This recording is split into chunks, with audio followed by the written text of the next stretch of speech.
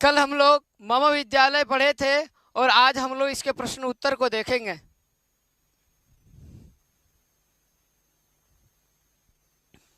आप लोग देख पा रहे होंगे, सबसे पहले क्या लिखा है? अभ्यासः, है ना। उच्चारणम कुरुत पुस्तिकायां च लिखत। पहले क्या करना है? अभ्यास करना है। किसका अभ्यास करना है? अर्थात जो शब्द आया है किसमें? मम विद्यालय पाठ में, है ना। तो क्या क्या आया है? कहा है कि उच्चारणम कुरुत, उच्चारण करिए और पुस्तिका में अपना टिप्पणी पुस्तिका अर्थात कॉपी में आप लोग लिखेंगे, ठीक है। क्रीडांगणम, क्या लिखना है? क्रीडांगणम। शिष्य वत्सल, फिर यहाँ देखिए बहुवचन में हो जाएगा शिष्य वत्सला, और वही च देंगे आगे तो शिष्य वत्सलाश्च, संधि हो जाता है ना। तो क्या लिखना है? शिष्य वत्सलाश्च। फिर कर्तव्य परायणा, उसके बाद मनोहराणी, संगणकम और बहुत्तमम। यहां भी दीर्घ संधि हुआ है, बहुधन उत्तमम, तो क्या हो गया? बहुत्तमम। अब आगे देखिए क्या लिखा है 2 नंबर में? पूर्ण वाक्य न उत्तरतः।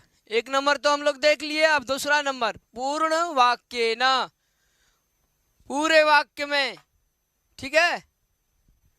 जैसे क्या लिखा है? यथा अर्थात जैसे, विद्यालय विशालम किम अस्ति। प्रश्न क्या है? विद्यालय में विशाल क्या है? विशालम किम अस्ति।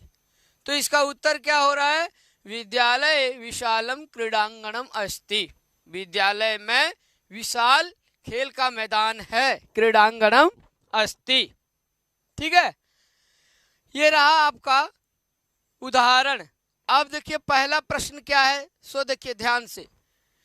विद्यालय क नंबर, विद्यालय कति शिक्षकाः सन्ति। विद्यालय में कितने शिक्षक हैं? तो कितने शिक्षक थे? याद करिए, 5 शिक्षक थे, है ना। पंच शिक्षकाः।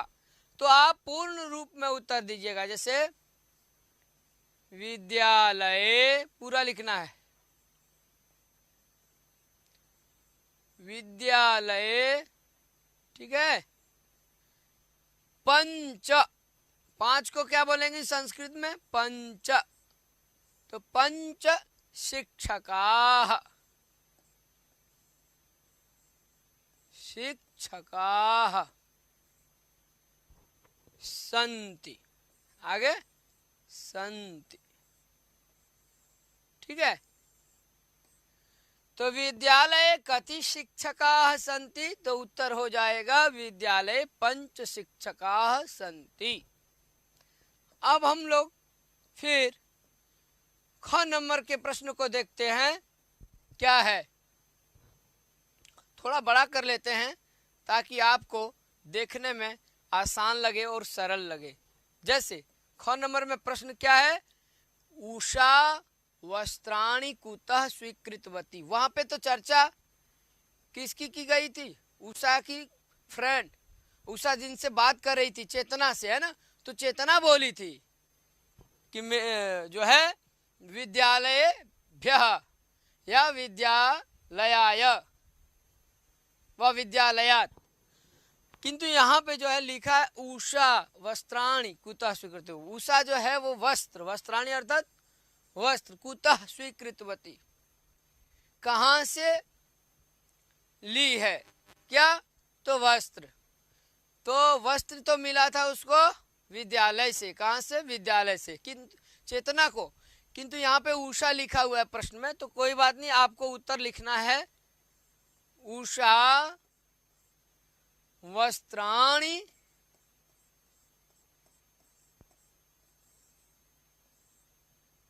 कुतः मतलब कहाँ से, इता मतलब यहाँ से। ये कुतः में जो त है ना, ये तहसील प्रत्यय से के अर्थ में द्योतित होगा। जैसे विद्यालयतः, विद्यालय से, ग्रामतः, गांव से, गृहतः, घर से, अहम गृहतः आपणम गच्छामि विपणिम गच्छामि, मैं घर से बाजार जाता हूँ, मैं घर से विद्यालय को जाता हूँ। अहम गृहतः विद्यालयम गच्छामि। तो बच्चों यहाँ ध्यान देना है कि क्या लिखा है कि उषा वस्त्राणि कुतः स्वीकृतवती, अर्थात उषा वस्त्र कहाँ से ली, तो उषा वस्त्राणि विद्यालयतः, विद्यालयतः अर्थात विद्यालय से। ठीक है, विसर्ग दे देना है तह में। तो विद्यालयतः स्वीकृतवती किम वस्त्राणि, उषा वस्त्राणि विद्यालयतः स्वीकृतवती, स्वीकृतवती।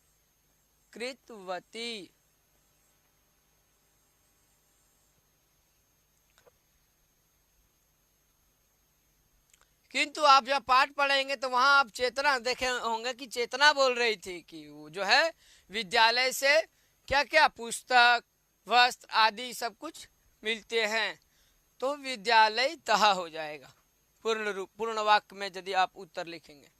और ग नंबर आप देखिए क्या लिखा, विद्यालय प्रतिदिनम किम लभ्यते,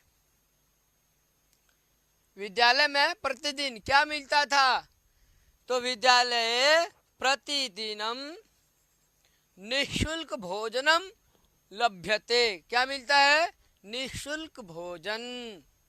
प्रश्न ध्यान से देखिए, विद्यालय अर्थात विद्यालय में प्रतिदिन, ठीक है, प्रतिदिनम किम लभ्यते, तो विद्यालय में प्रतिदिन क्या मिलता है, तो इसका सही आंसर क्या लिखेंगे आप लोग पूर्ण वाक्य में, विद्यालय, ठीक है, विद्यालय ऐसे लिखिए, विद्यालय आगे प्रतिदिनम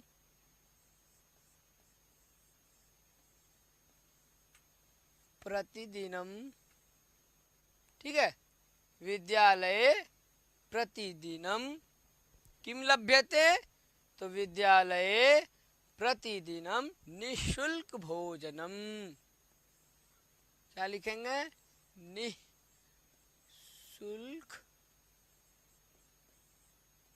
भोजनम लभ्यते, लभ्यते, विद्यालय में प्रतिदिन जो है निःशुल्क भोजन मिलता था, तो विद्यालय प्रतिदिनम निःशुल्क भोजनम लभ्यते, प्रतिदिन निःशुल्क भोजन। आगे आइए देखिए क्या लिखा है, प्रश्न क्या है, दूसरा प्रश्न फिर देखते हैं हम, कितना नंबर का, ग नंबर का।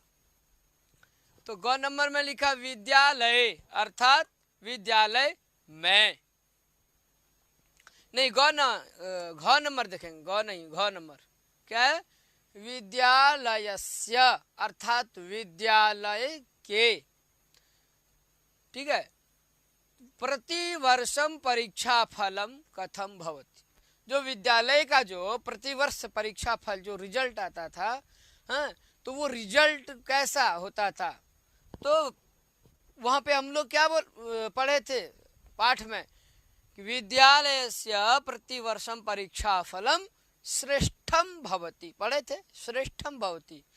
कौन बोल रही थी, शायद चेतना बोल रही थी कि विद्यालय में जो है प्रतिवर्ष जो परीक्षा फल आता है वो श्रेष्ठ अच्छा, अर्थात मम विद्यालय से, मेरा विद्यालय का, चेतना बोल रही थी कि मम विद्यालयस्य परीक्षा फलम श्रेष्ठम भवति। तो आप यहाँ उत्तर लिखिए, विद्यालयस्य,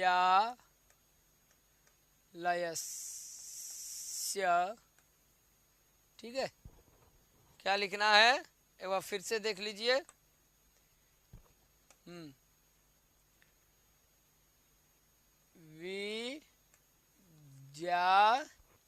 विद्यालयस्य प्रतिवर्षम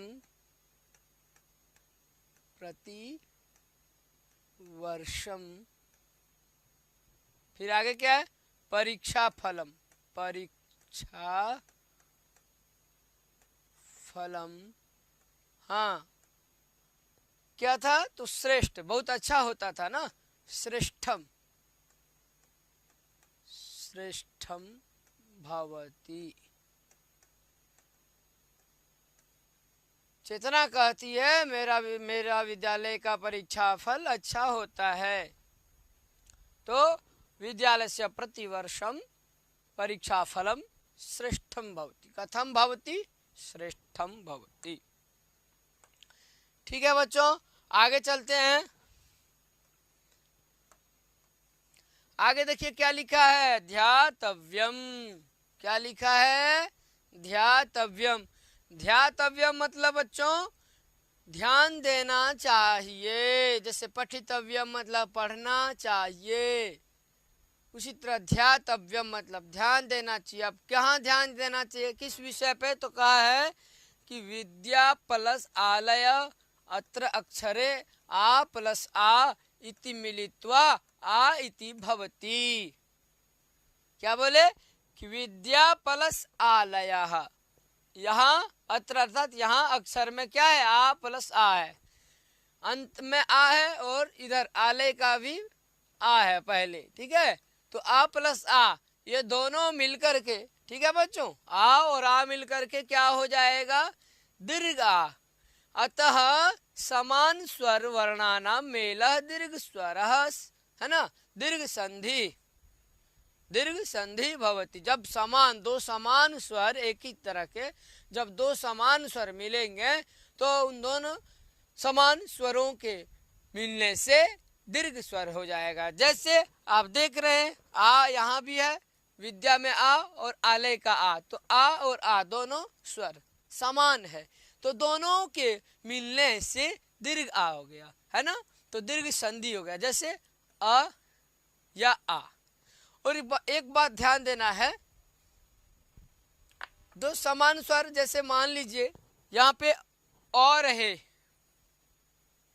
और यहाँ आ रहे, तो भी दीर्घ होगा, या यहाँ पे आ रहे या इधर आ रहे तो भी दीर्घ होगा, क्योंकि दोनों समान ही है और दोनों क्या है? स्वर वर्ण है। दोनों क्या है? स्वर वर्ण है। तो दो समान स्वरों के मिलने से दीर्घ स्वर होता है।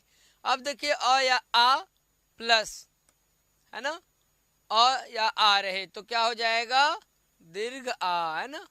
उसी प्रकार ई या ह्रस्व ई या दीर्घ ई, ठीक है, ह्रस्व ई व फिर दीर्घ ई, और उसके बाद यदि फिर ह्रस्व ई या दीर्घ ई रहे तो दोनों के मिलने से दीर्घ ई हो जाएगा। उसी प्रकार ह्रस्व उ या दीर्घ उ, और उसके बाद में भी यदि ह्रस्व उ या दीर्घ उ रहे तो वहां दीर्घ उ हो जाएगा। अब री अर्थात ह्रस्व री या दीर्घ री, तो उन दोनों के री प्लस री बराबर भी दीर्घ री हो जाएगा।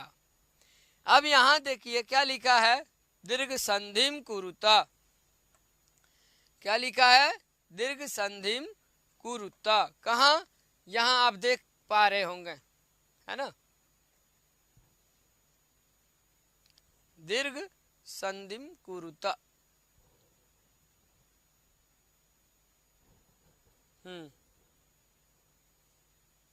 3 नंबर में, है ना, 3 नंबर में। जैसे यथा, यथा अर्थात जैसे, विद्या प्लस आलय बराबर क्या हो गया? विद्यालय। देव प्लस आलय बराबर देवालय। हिम प्लस आलय हिमालय। ठीक है, तो उसी प्रकार अब हम गुण संधि की ओर चलते हैं। गुण संधि देखेंगे, है ना। अब गुण संधि का उदाहरण भी देखेंगे। तो ये तो रहा आपका दीर्घ संधि, ठीक है। और उदाहरण है जैसे कुत्र प्लस अस्ति। क्या है? कुत्र प्लस अस्ति। यहाँ क्या है? अ है, त्र में अ है और अस्ति का अ, तो अ और अ मिलके क्या हो जाएगा? कुत्रास्ति। दीर्घ संधि। क्या होगा? दीर्घ संधि। ठीक है, कुत्रास्ति। पुस्तक धन आलय, तो यहां भी दीर्घ संधि हो जाएगा, तो पुस्तकालय। क्या बन जाएगा? पुस्तकालय। ठीक है, उसके बाद विद्यालय प्लस उद्यानम। अब ये तो गुण संधि का है उदाहरण, तो पहले हम लोग गुण संधि को जानेंगे। ठीक है, यहां देखिए लिखा है दाएं भाग में, ठीक है, क्या लिखा है, रमेशः। एक जरा सा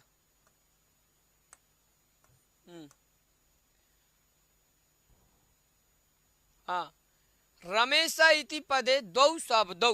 रमेश जो पद है, इस रमेश पद में दो शब्द है। कितना है, दो। रमेशः, यहां देखिए रमेशः इति पदे, इस पद में दो शब्दौ, दो शब्द है। रमेश में कितना शब्द है, दो शब्द है। कौन कौन है, देखिए रमा प्लस ईशः, एक रमा और एक ईशा। अत्र द्वे अक्षरे आ और ई इति मिलित्वा ए इति भवति। दोनों अक्षर में क्या मिल रहा है, आ और ई। ठीक है, रमा में जो आ है और ईशा कहा दीर्घ ई, तो आ प्लस ई, इन दोनों को मिलने से, ठीक है, इन दोनों के मिलने से क्या हुआ, ए हो गया। आ प्लस ई बराबर ए। असमान वर्णानाम, क्या लिखा है, ध्यान से देखना है बच्चों। असमान, समान नहीं रहे, एक ही जैसा वर्ण नहीं रहे, गुण संधि में कहा जा रहा है असमान वर्णानाम मेलः गुणः, या फिर असमान वर्णानाम मेलः गुण संधि भवति। असमान स्वरों के, ठीक है, जो असमान हो, समान नहीं हो, एक जैसा नहीं हो, तो असमान वर्णों का जो मेल है वही, ठीक है, वही मेल क्या होता है, गुण संधि होता है। उनके मेल मिलने से, दो असमान स्वरों के मिलने से गुण संधि होगा। जैसे अ या आ, ठीक है, अ या आ। अब बाद में क्या है, तो ई है, हरस ई रहे चाहे दीर्घ ई रहे। अब देखिए यहाँ अ आ है, ठीक है, किंतु उसके बाद समान स्वर तो नहीं है, अ है नहीं है, क्या है, असमान स्वर ई है। तो अ या आ के बाद यदि हरस ई रहे या दीर्घ रहे तो क्या हो जाएगा, ए हो जाएगा। क्या हो जाएगा, ए।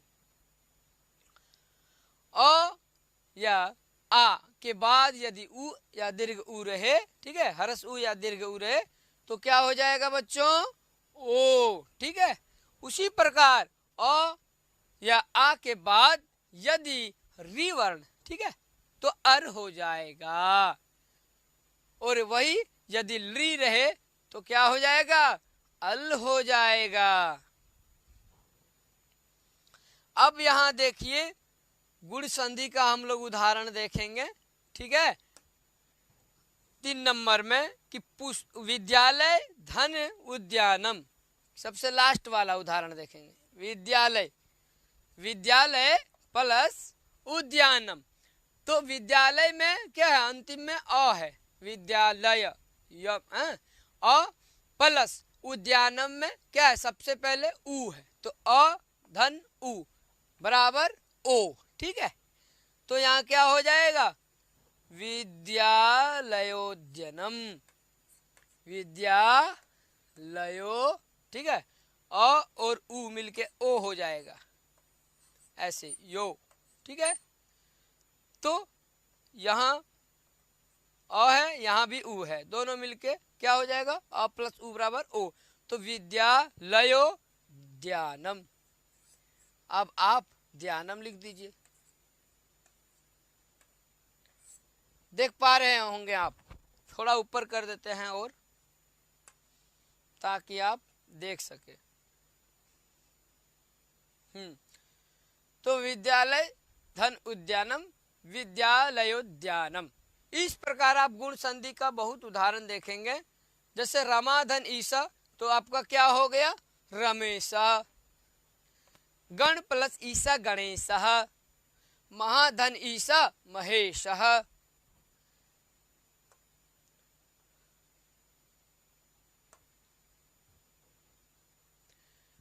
अब यहां देखेंगे थोड़ा सा, 3 नंबर हो गया, अब 4 नंबर की ओर जाएंगे। किंतु सबसे पहले जो लिखा है उसको देखें कि ध्यातव्यम, अर्थात ध्यान देना चाहिए। क्या ध्यान देना चाहिए, तो लिखा है पढ़ा देखा किया इत्यादि। पढ़ा देखा किया इत्यादि हिंदी क्रियापदेभ्य लंग लकारस्य प्रयोग अभवत्। मतलब हिंदी जो क्रियापद में हम लोग बोलते हैं ना, वह गया, वह आया, वह पढ़ा लिखा खाया पिया आदि जो क्रियापद का हम प्रयोग करते हैं उसको संस्कृत में, ठीक है, जैसे वह पढ़ा तो सह अपठत लंग लकार में हम प्रयोग करेंगे। जैसे अपठत अर्थात पढ़ा, अपश्यत अर्थात देखा, अकरोत अर्थात किया, आसीत सह पाठम अपठत। आसीत जैसे आप कहते हैं ना, ऐसा लेखनी अस्ति, यह लेखनी है, यह कलम है, किंतु जब आप भूतकाल में बोलेंगे, इसका प्रयोग करेंगे पास्ट टेंस में, तो लेखनी आसीत, ठीक है। जैसे कोई एक वृद्ध व्यक्ति है तो वो पहले क्या था, पहले तो वो युवा था, तो आप वहां पर अस्ति के जगह में आसीत का प्रयोग करें। जैसे सह युवा अस्ति नहीं आसीत, इदानीं वृद्धा अस्ति, मान लीजिए कोई वृद्ध व्यक्ति है, ठीक है, सह वृद्ध अस्ति। अब वही भूतकाल में जब आप प्रयोग करेंगे तो वहां क्या हो जाएगा, सह वृद्ध आसी वृद्ध, वृद्ध ना कह के हम वहां क्या बोल देंगे, युवा। क्यों, पहले वो क्या था, युवा था, ये वृद्ध नहीं, हम लोग क्या बोलेंगे, युवा आसीत। क्या बोलेंगे, युवा आसीत, युवा आसीत, ठीक है। तो अस्ति का प्रयोग करते हैं, आप लोग जान रहे हैं। मान लीजिए यह घड़ी है, ऐसा घटी अस्ति, ठीक है, किंतु भूतकाल में यदि बोलेंगे तो घटी आसीत। उसी तरह सवृद्ध अस्ति, वह वृद्ध है किंतु वह युवा आसीत, पहले क्या था, युवा, तो सह युवा आसीत। मेरा कहने का मतलब बच्चों यहाँ ध्यान देना है कि जैसे क्या लिखा, अपश्यत अकरोत आसीत, अपश्यत मतलब हो गया देखा, उसी तरह अकरोत मतलब किया, और आसीत मतलब था। सह पाठम अपठत, उसने पाठ पढ़ा। कोई आपके सामने बैठा है, कोई राम नाम का लड़का है या श्याम है या मोहन है, और मोहन पुस्तक पढ़ता है तो मोहना पुस्तकम पठती आप कहेंगे। और जब वो पढ़ लिया तब वहां पठती के जगह पे आप लंग लकार का प्रयोग करके कहेंगे कि मोहना पुस्तकम अपठत, अर्थात मोहन पुस्तक पढ़ लिया, पढ़ा, समाप्त कर दिया पढ़ करके, तो वहां आप लंग लकार का प्रयोग करेंगे। तो उसी प्रकार आपको यहाँ ध्यान देना है, लट लकार से हाँ लंग लकार में प्रयोग करना है। पठती का अपठत, लिखती अलिखत, हसती अहसत, इस प्रकार के नए नए क्रियापदों को चुन करके आपको उसका लंग लकार में रूप लिखना है कॉपी में, ताकि आपका जो है लंग लकार का अभ्यास हो जाए। अब आइए यहाँ पे क्या लिखा है वो देखते हैं। 4 नंबर देखिए, लिखा है अधोलिखितानि वाक्यानि एक वचने पूरयत, है ना, परिवर्तयत, पूरयत ना परिवर्तयत, परिवर्तित करें आप, बदल दें, किसमें, एक वचन में। क्या बदलें, तो जो लट लकार का जो रूप है, ठीक है, लट लकार, लट लकार, तो लट लकार में तो लिखती होता है एक वचन में, बहुवचन में लिखंती, तो कहने का मतलब अधोलिखा लिखितानि वाक्यानि, नीचे के जो वाक्य हैं, जितने वाक्य ये सारे, इन सभी को आपको एक वचन में करना। यदि कर्ता बहुवचन में है तो आपको कर्ता को एक वचन में करके क्रिया को भी एक वचन में। जैसे आप देखिए ते है ना, क्या है, ते लेखम लिखति, ते लेखम लिखति है ना, यहाँ ते अर्थात वे सब, लेखम लिखन्ति वे सब लेख लिखते हैं। अब ते करता है लेकिन आपको करना क्या है, एक वचन में। तो एक वचन में क्या हो जाएगा, सह लेखम। और यदि करता एक वचन में तो क्रिया भी एक वचन में, जैसे सह लेखम लिखति, करता एक वचन में स हो गया तो क्रिया भी एक वचन में लिखति। उसी प्रकार आपको देखना है दूसरा उदाहरण, जैसे ते उद्यानम गच्छन्ति, वे विद्यालय उद्यानम अर्थात बगीचे को जाता है। वे सब हैं तो जाते हैं, वे सब बगीचे को जाते हैं, उद्यान को जाते हैं। तो वे सब उद्यान में जाते हैं, तो उसके लिए आपको ते यहाँ है तो एक वचन में क्या सह करना है। क्यों, क्योंकि आप लोग जानते हैं कि बहुवचन में ते होता है, सह तो ते। तो उसी प्रकार एक वचन में हो जाएगा सह, फिर उद्यानम, और एक वचन में क्रिया हो जाएगा गच्छति। क्या होगी क्रिया, गच्छति। ठीक है, ते उद्यानम गच्छन्ति, उसका जब आप एक वचन में परिवर्तन करेंगे तो हो जाएगा वहां सह उद्यानम गच्छति। अब फिर तीसरा देखिए, वयम, तीसरा वाक्य वयम क्रीडांगणम गच्छामः, बहुवचन में है वयम मतलब हम सब, तो एक वचन में हो जाएगा अहम। क्या हो जाएगा, अहम। क्रीडांगणम, ये तो कर्म जो है वही रहेगा, क्रीडांगणम, क्रीडांगणम, पहले ग लिखेंगे, क्रीडांग, ठीक है, क्रीडांगणम।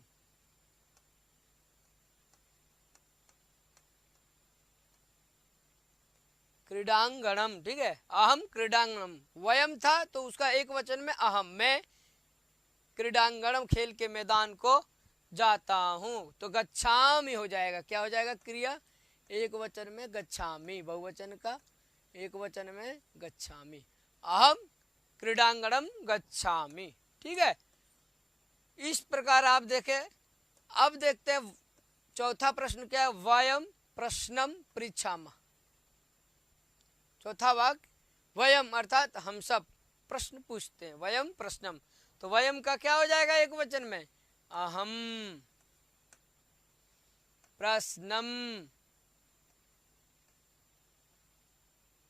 मैं प्रश्न पूछता हूं, अहम प्रश्नम पृच्छामि, यहाँ पृच्छामि ऐसे लिखना है आपको।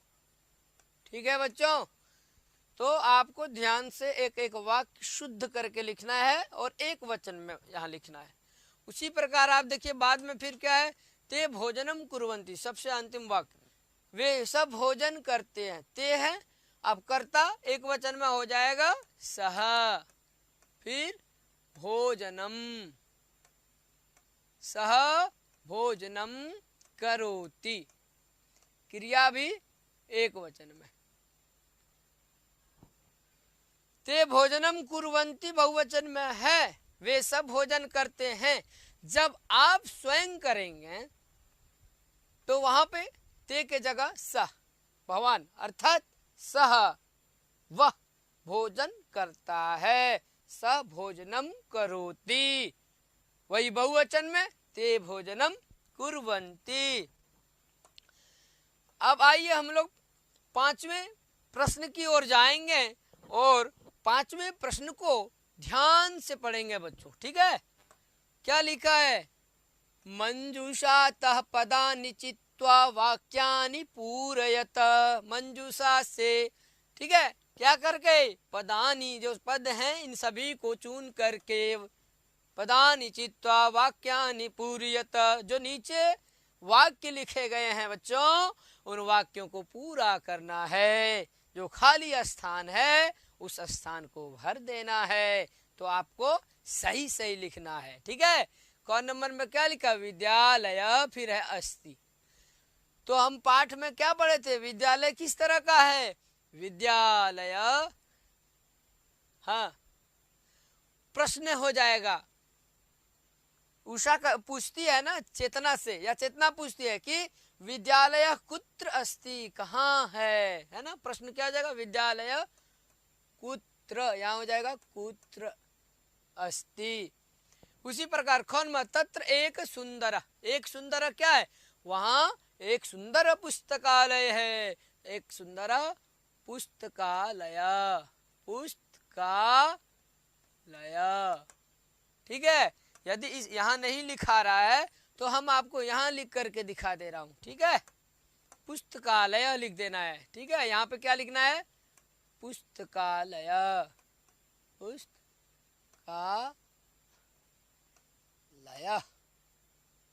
ठीक। ये देखिए ये ख नंबर में आ जाएगा, ठीक। तत्र एक सुंदर पुस्तकालय। अब ग नंबर में उद्याने मनोहराणि, उद्यान में मनोहराणि क्या? तो उद्याने मनोहराणि पुष्पाणि। ग नंबर में पुष्पाणि विकसन्ति, ठीक है। उद्याने मनोहराणि, सुंदर सुंदर फूल, मन को हरने वाली ऐसा फूल खिलते हैं, विकसन्ति।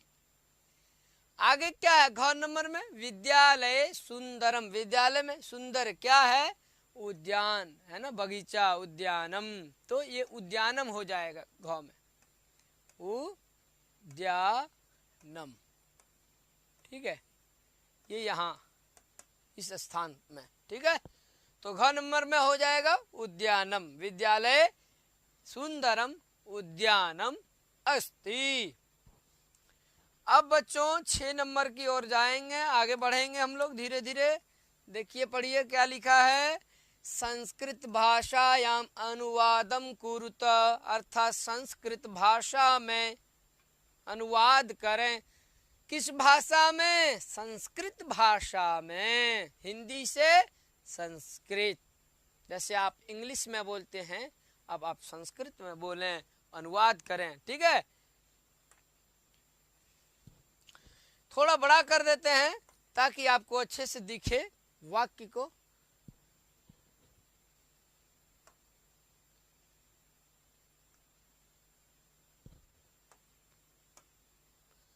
अब देखिए सबसे पहले क्या लिखा है? संस्कृत भाषा याम अनुवादम गुरुता।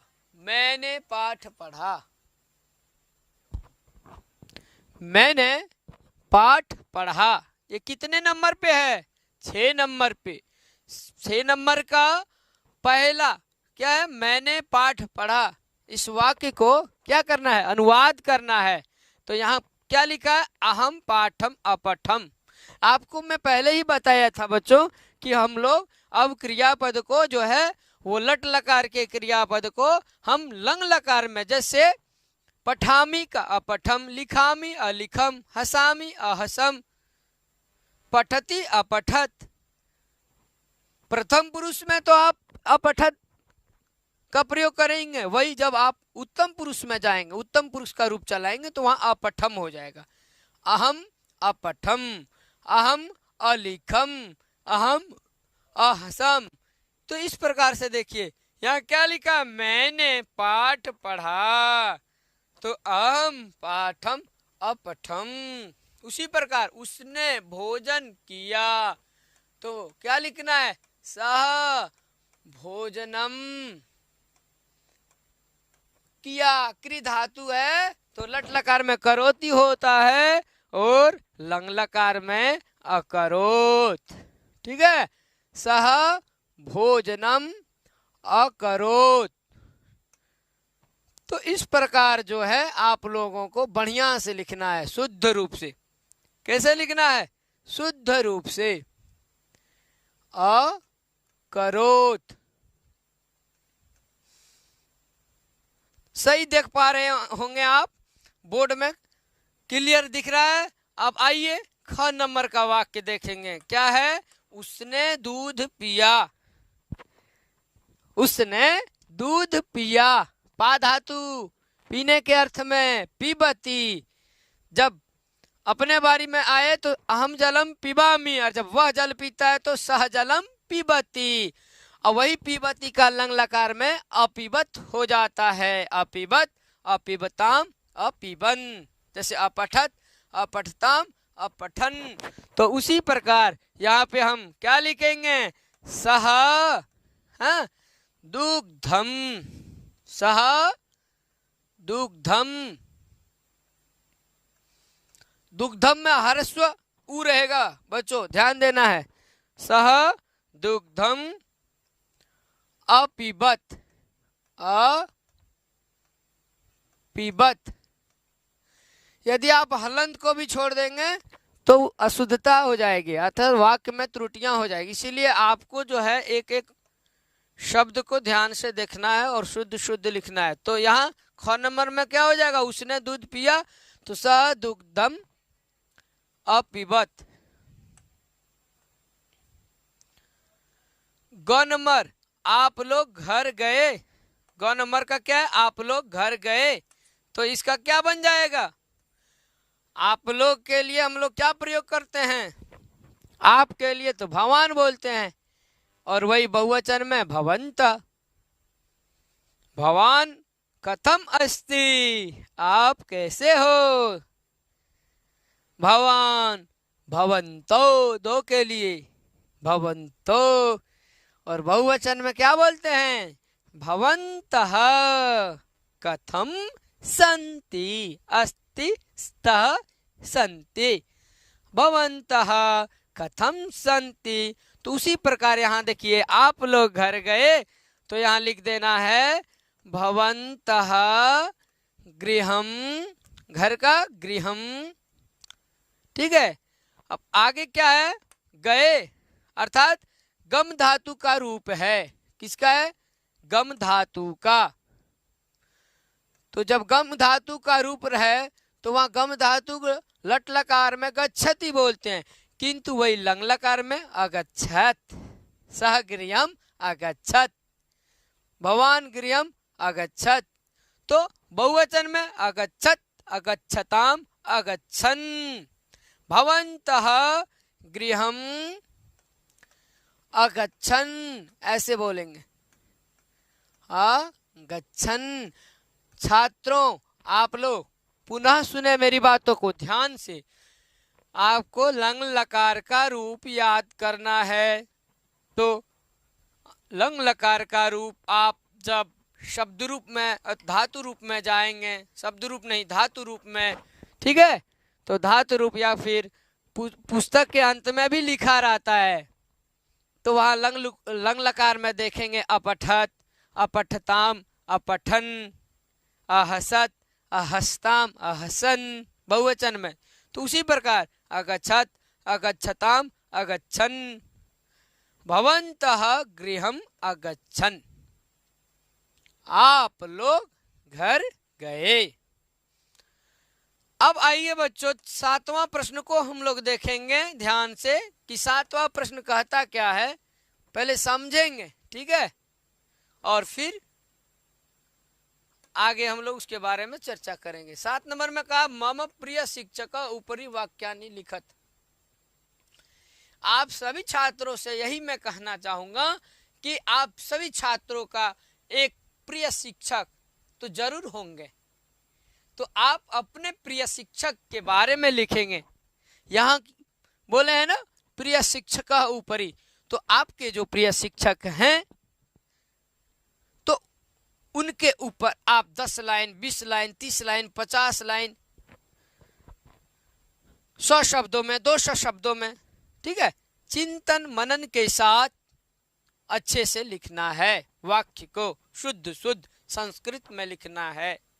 मम शिक्षकः विद्वान् अस्ति, स सम्यक् पाठयति, सम्यक् बोधयति, सरल रूपेण पाठयति, तो आपको जो है शुद्ध रूप से उनके बारे में लिखना है। तो इस प्रकार आप आज जो है मम विद्यालय इसके प्रश्न उत्तर का अभ्यास किए, और अब जो है कुछ वाक्य जो है या कुछ श्लोक, आप यूं कहें श्लोक भी ही बोलेंगे, स्मरणीयम। तो श्लोक के बारे में जानेंगे कि सबसे पहले एक श्लोक आप लोग बोलिए, मैं पहले बोलूंगा बच्चों और उसके बाद में आप लोग बोलेंगे। काक चेष्टा बको ध्यानम श्वान निद्रा तथैव च अल्पाहारी या अल्पाहारी गृह त्यागे विद्यार्थी पंचलक्षणम। विद्यार्थी का 5 लक्षण होता है, छात्रों ध्यान से सुनना है। काकचेष्टा बको ध्यानम स्वान निद्रा तथैव च अल्पाहारी गृह त्यागे विद्यार्थी पंचलक्षणम। यहाँ लिखा है विद्यार्थी लक्षणानि। क्या लिखा है यहाँ पे? विद्यार्थी लक्षणानि। क्या क्या? काकचेष्टा बको ध्यानम श्वान निद्रा, फिर आगे अल्पाहारी, और फिर क्या लिखा है? गृह त्यागी। विद्यार्थी को कैसा होना चाहिए? कौवे की तरह चेष्टा रखनी चाहिए, और वको ध्यानम, वगुले के तरह ध्यान होना चाहिए विद्यार्थी का। फिर श्वान निद्रा अर्थात कुत्ते की तरह सोना चाहिए, जैसे उसके पास जाते ही कुत्ता जग जाता है, उसी प्रकार जो है जैसे कुत्ता जाग जाते हैं ना, उसी प्रकार आपको भी जाग जाना है। ऐसे नहीं कि सोए हैं और कोई आपके सामान को लेकर के चले जाए। आगे आपको जो है प्रत्याहार के बारे में पढ़ना है, ठीक है, निरुक्त में उपसर्ग इकाई इत्यादि। तो अब चलेंगे हम।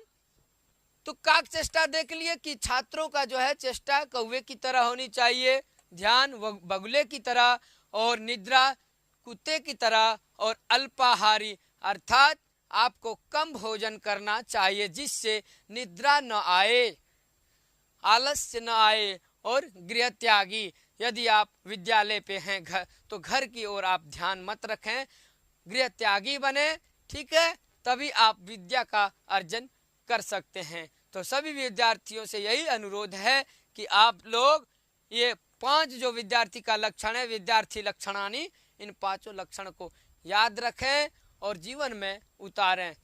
तब तक के लिए नमः संस्कृताय छात्रों, फिर मिलेंगे। नमो नमः।